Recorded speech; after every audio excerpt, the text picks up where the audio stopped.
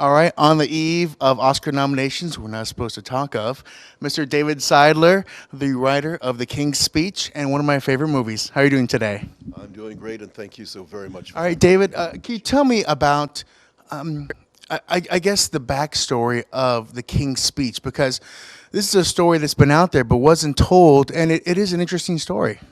Well, the backstory for me, of course, began with the fact that I was a stutterer as a kid. I stuttered profoundly from age 3 till 16, and I've got to tell you, it's not a lot of fun. Don't volunteer to be a stutterer, it's no good. But the king was my hero as a kid because my parents said, listen to his speeches. He was much worse than you, David. He's not perfect now, but he can give these magnificent, stirring wartime speeches that rally the free world. And everyone, I knew this as a kid, I was smart enough to understand, he was doing this as king. So everyone in the world was listening, friend and foe alike, very critically to every syllable this man said. That's pretty brave, and it gave me a lot of hope. Now, as you went through putting together the information to write this, what were some of the surprising things you learned along the way? I mean, of course, there's Lionel and Bertie and the friendship that ensued, but what were some of the surprising things for maybe some of the people in the outer realm that, some of their observations? Well, I'm not sure that I can really answer that question terribly well for you because not a lot of people knew about it. It was kept fairly quiet. Higher? Bring your mic a little higher. Gotcha. And watch your hand when you talk. My hand? Oh, did I put it up? Okay. Yeah. There wasn't a lot of people outside who knew about this. It was kept fairly quiet. Yes, the British public knew their king stuttered, but nobody talked about it and nobody wrote about it. It's something the royal family likes to sweep under the carpet, as it were, for a very understandable reason. This was in an era when the President of the United States was never shown without a blanket covering his polio-withered legs. It was considered a sign of weakness. And stuttering was called a speech defect. So if you had a speech defect, you were a defective person. And you couldn't have the King of England being a defective person. So it was really downplayed a lot. When you were writing some of these, the talks between Lionel and Bertie, I read somewhere that there wasn't, it wasn't like you just verbatim put down notes. You had to kind of create this friendship in part. How did you start on that process? Okay, yeah, there is no record of what was said in the room. There were no witnesses, and there was two men alone in a room, private conversation.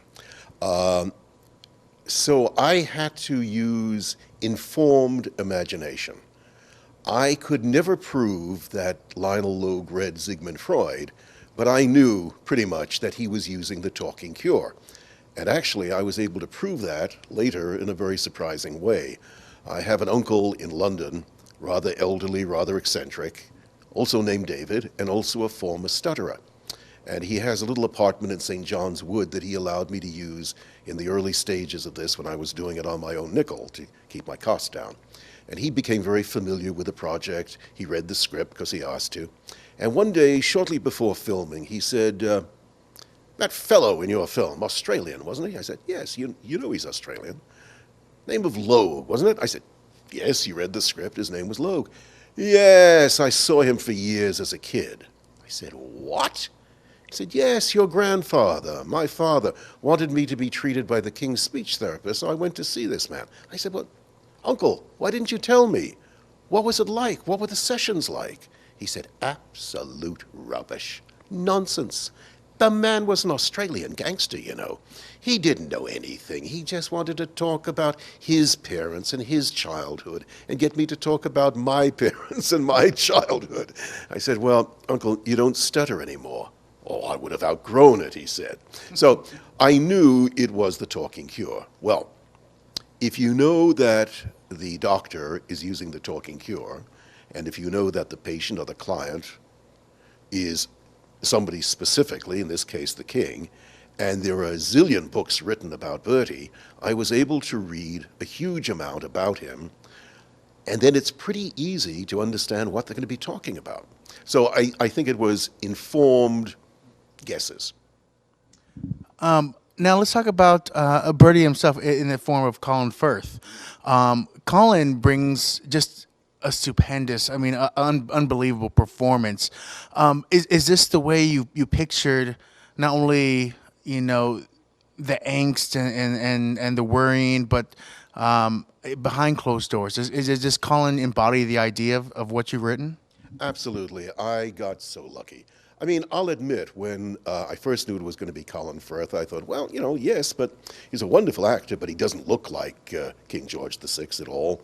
Different shape head and everything. But as soon as he started to rehearse, I thought, wow, did I get lucky? He nailed it. He absolutely nailed it. He created the truth of that man. It really doesn't make any difference whether he looked like him. He was him. He became the soul of George VI. It's a magnificent performance, and I do hope he is appropriately rewarded. Many people are already speaking. So now, Helena Bonham Carter plays the wife, the queen. I mean, did you give her a certain amount of role, or did you want to give her a bigger role in some sense? I don't really know what her role in this story was. So I mean, she was there by his side and helped him, but I guess the best way to put it was like how big of a part of this story? I mean, is she? Well, she's very important. She doesn't have as much screen time, obviously, as George or as Logue, because they are the focus. But she is instrumental. He had seen every speech therapist in England and in Europe, and they had all failed. And he had given up hope, and he had truly said, no more of this. I'm stuck with this for life.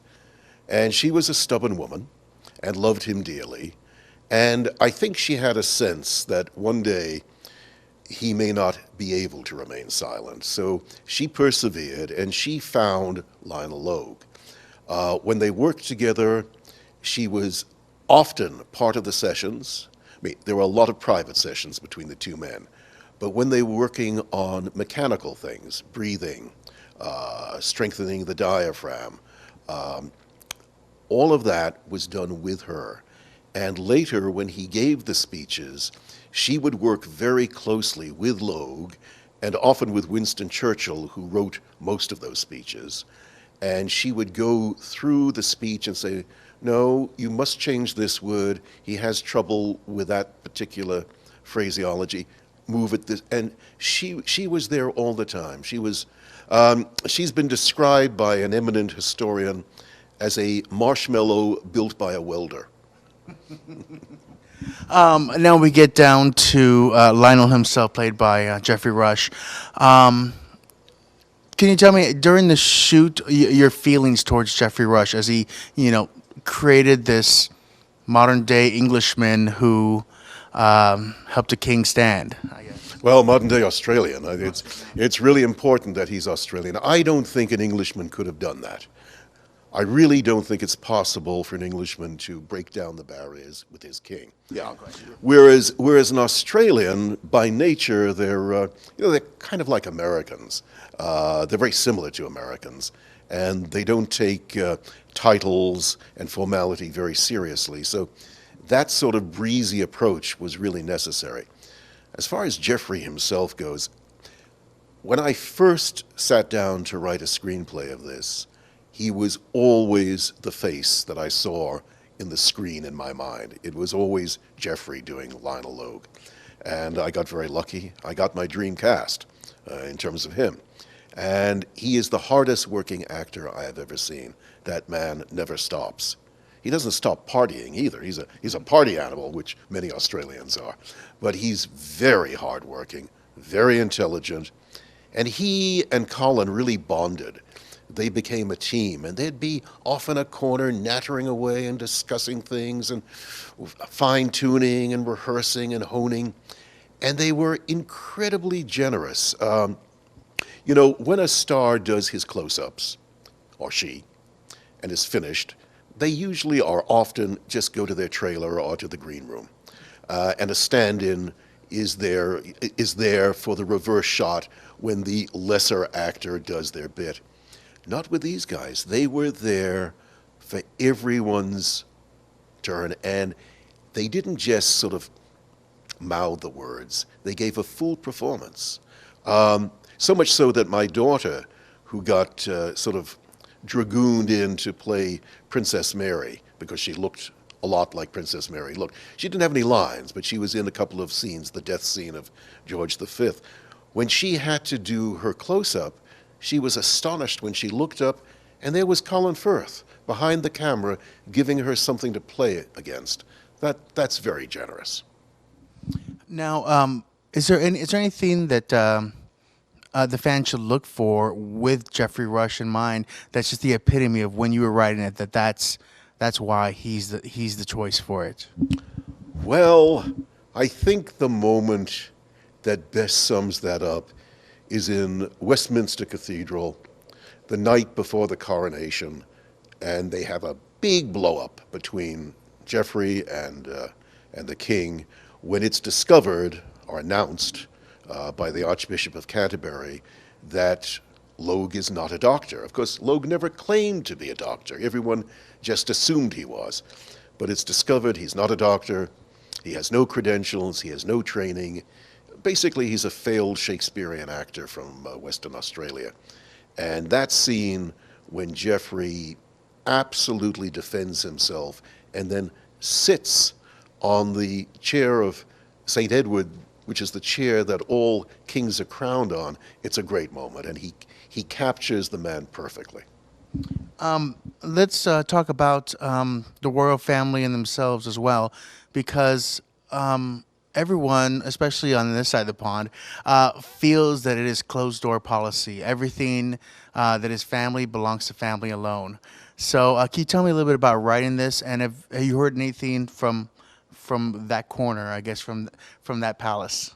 Okay, well, the first part of the question is, when I first started seriously thinking about writing this, which was in 1980, it's a long time ago, I had read enough that the name Lionel Logue was cropping up like a little blip on the radar screen, but I didn't know what. But I knew there was a story there. So I had a friend in London do some detective work, which I think was looking in the telephone directory. And she came up with the name of a surviving son of Logue's, Valentine. If you've seen the film, or if you see the film, he's the young lad with his nose always buried in books. And by the time I contacted him, he was a very elderly gentleman, an eminent brain surgeon, Harley Street, retired. I wrote to him. There was no emails then. It was snail mail. And he said, look, if you come to London, I'll talk with you. And I have all the notebooks that my father kept while treating the king. And I thought, well, there's the mother lode. But he had a little caveat. He said, I'll only do this if you get written permission from the Queen Mother. Okay, so I, dutifully being a good Brit, I wrote to the Queen Mum.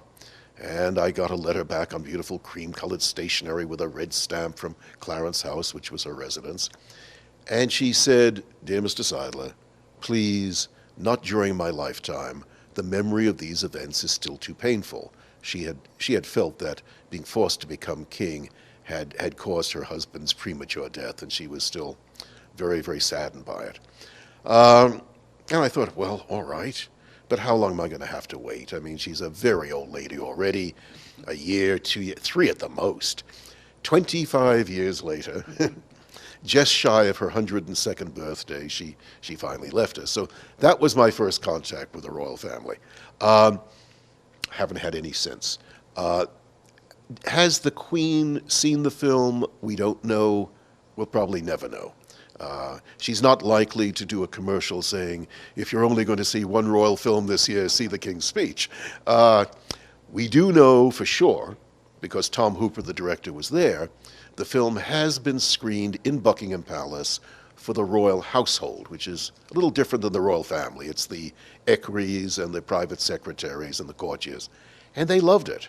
And from what I heard, I wasn't there, Prince Charles's private secretary at the end of the screening said, bloody good show. So I guess I guess it went down pretty well.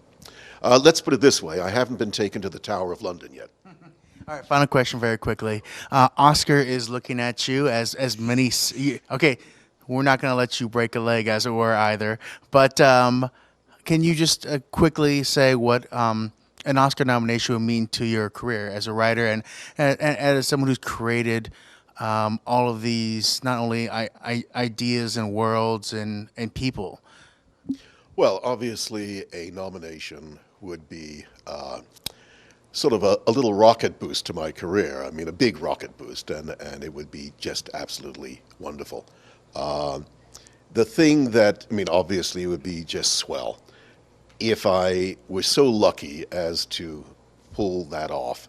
I would be, I believe, I've done a bit of research on it, I would be the oldest person ever to win that award. The only person who comes even, well, beat me is for a Best Adapted Screenplay, and that was my literary idol, George Bernard Shaw, who won it for Pygmalion when he was 82. So I think it would be a wonderful signal in Hollywood that the mature writer still has something to give, that if you've got a brain, you can still be a pain and contribute to the both art and commerce of film. Your first wartime speech. Broadcast to the nation and the world. This great time of crisis. However this turns out, I don't know how to thank you. Bertie, you're the bravest man I know. I intend to be a very good queen to a very great king. Forget everything else and just say it to me.